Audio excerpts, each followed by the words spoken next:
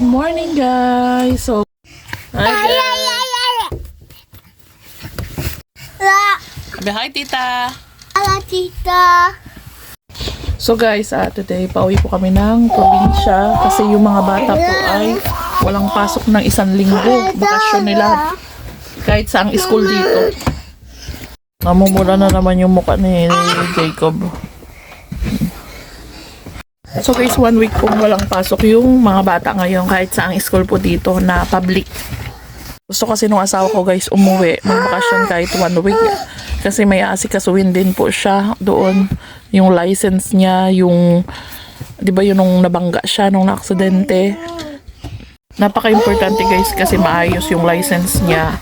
Tapos yung papel niya nung na-aksidente siya, kailangan niya makipag-usap sa pulis. Tapos yung bangko nung mga, 'di ba dati naka-receive ng pera nung mga bata galing government yung asawa ko.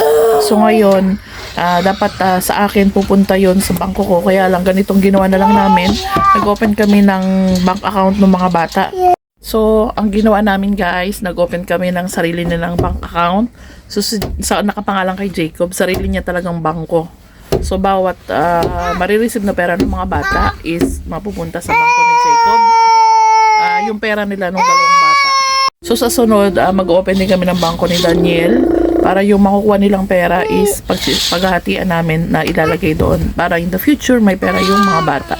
Tapos guys, yung mga binibigay din ng mga followers ko, yung binibigay ng mga followers namin, katulad yan pag may nagbibigay na taga US, taga Canada, taga Germany, so maglalagay din ako ng pera doon, yung mga napadala nila, sisave ako ng pera doon sa bangko ni Jacob. Aga po namin guys dito sa bus. Mamaya pang 12:30 yung lakad nito, pero inagahan na namin. So guys, mas mabuti ng maaga. At babalik din naman ako guys kasi kailangan ko rin magtrabaho. Inano ko na lang na dali na lang ng mga bata kasi nga kung mag-stay yung mga bata dito sa akin na tumuwi yung asawa ko. Nagpabili ako sa asawa ko ng chips kasi mahaba guys yung oras ng babiyahiin po namin. 6 hours to 7 hours po yung travel namin, kaya asahan mo ng sobrang init ng puwet namin mamaya. Magsusuka yung mga bata. Nagdala rin ako ng plastic. Nagdala kami ng towel for sure. So, nag-decide ako na kasama na rin yung mga bata guys kasi nga yung 1 week na yun walang trabaho, walang pasok si Jacob. So guys, kung hindi ko ipasama yung mga bata sa probinsya, walang pasok si Jacob, pwede naman magpa-babysit ako, kaya lang 100 per bata. So yung dalawang bata is 200 lei kada 8 hours.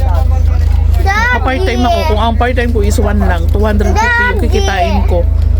So, magkano yung mauwi ko sa bahay? 50 lei. Tapos mamamasahe pa ako, 'di ba?